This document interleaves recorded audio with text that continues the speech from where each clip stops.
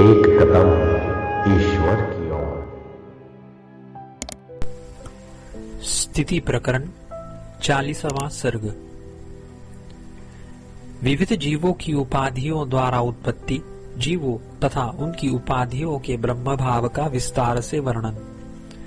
श्री रामचंद्र जी ने कहा, हे प्रभु, ब्रह्मपद से इन जीवों की उत्पत्ति कैसे हुई, वह कितनी और कैसी हैं, यह विस्तार पूर्वक मुझसे कहने की कृपा कीजिए।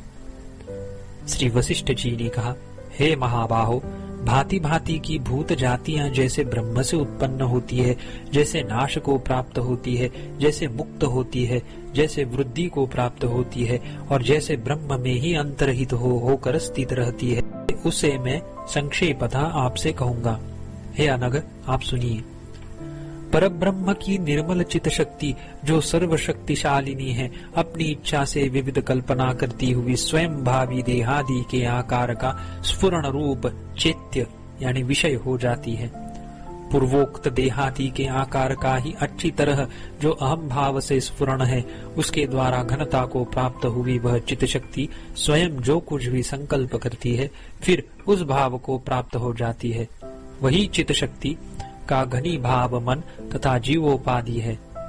मन के संकल्प मात्र से दृश्य अहंकार आदि कल्पना द्वारा वास्तविक दृग रूपता का त्याग कर रही सी चित शक्ति क्षण मात्र में इस असत्यभूत दृश्य का गंधर्व नगर की भांति विस्तार करती है।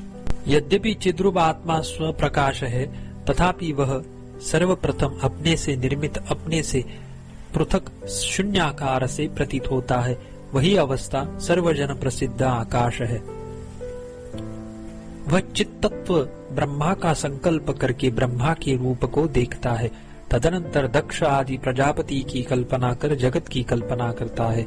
हे श्री रामचंद्र जी, 14 भुवनों में रहने के कारण 14 प्रकार के अनंत भूत समूहों के कोलाहल से युक्त यह सृष्टि इस प्रकार चित्त से निर्माण को प्राप्त हुई है।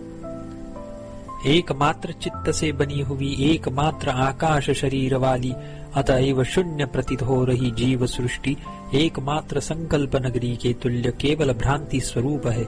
इन लोकों में कुछ भूत जातियां महामोह से युक्त हैं, कुछ आत्मज्ञान को प्राप्त है, जैसे सनकादि।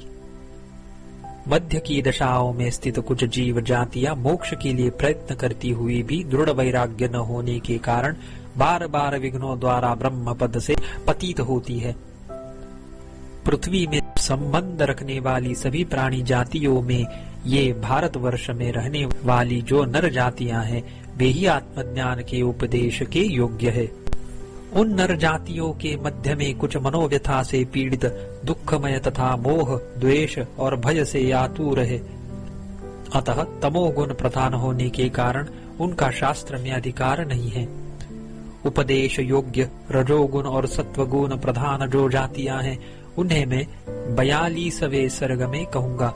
यह अर्थ है, जो अमृत, सर्वव्यापक, निरामय, भ्रमस्पर्श शून्य, अकारण और अनंत नाम वाला ब्रह्म है, वह जिस तरह चिदाभासता को प्राप्त हुआ, उसे भी उसी सर्ग में कहूंगा। निश्चल समुद्र के चंचल तरंगों की चंचलता की भांति स्पंदन शून्य शरीर वाले उस परमात्मा का जो जीव भाव से स्पंद है, वह जिस तरह घनता को प्राप्त होता है, उसे भी उसी सर्ग में कहूंगा। श्री रामचंद्र जी ने कहा, हे भगवान, अनंत आत्म तत्व का एक देश क्या कहलाता है, उसमें विकारिता कैसे होती है, अथवा उसमें द्वित्व की भ्रांति कैसे होती है। श्री वशिष्ठ जी ने कहा, हे श्री रामचंद्र जी, यह जगत उस निमित्त से उत्पन्न है और उसी उपादान से पैदा हुआ है। यह वाणी की रचना शास्त्र के व्यवहार के लिए है, वस्तुतः नहीं है। प्रत्यक्ष उत्पद्यमान रूप से दिखाई दे रहे भी विकारिता, अवयविता, दिक्सत्ता, एक देशता आदि क्रम सर्वेश्वर परमात्मा में संभावित नहीं है। उसके बिना अन्य कल्पना ही नहीं है और न होगी। भाव यह कि चित प्रकाश के बिना अन्य कल्पना भी अयुक्त है। कारण कार्य में क्रम, शब्दार्थ तथा व्यवहार की उक्तियां कहाँ से हो सकती है।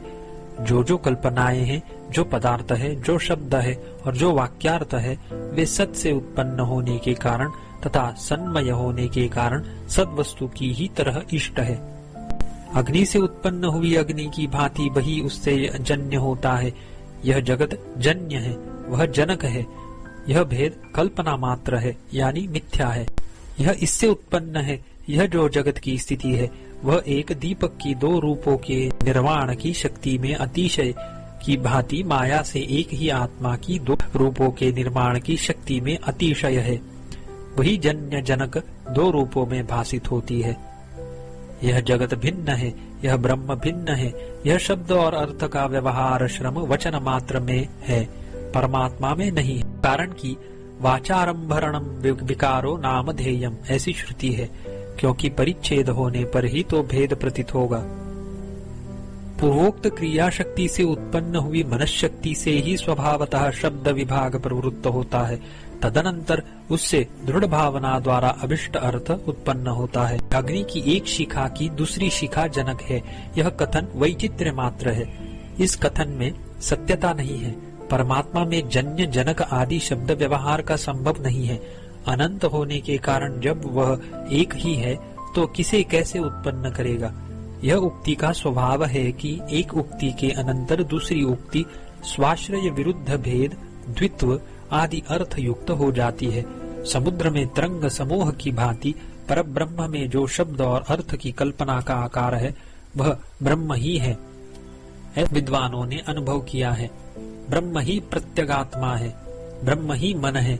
विविध प्रकार की बुद्धि वृत्तियां भी ब्रह्म ही है।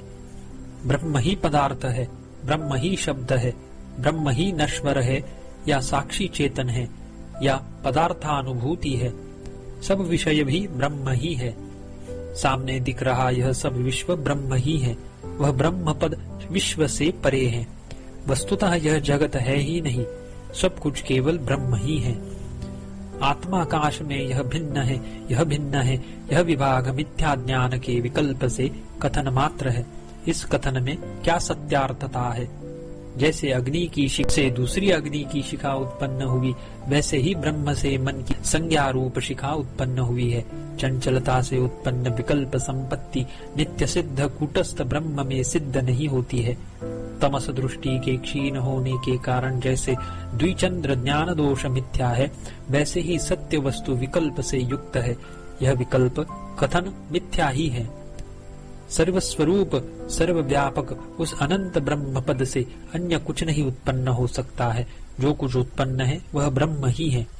इस जगत में ब्रह्म तत्व से अतिरिक्त कुछ उत्पन्न नहीं होता, इसीलिए यह सब ब्रह्म ही है। यही परमार्थता है। हे मतिमान श्री रामचंद्र जी, जब आपका सिद्धांत प्रायः ऐसा ही होगा, तभी हम सिद्धांत अर्थ की उक्तियों के उदाहरण रूप पूर्वक निर्वाण प्रकरण में उपादन करेंगे।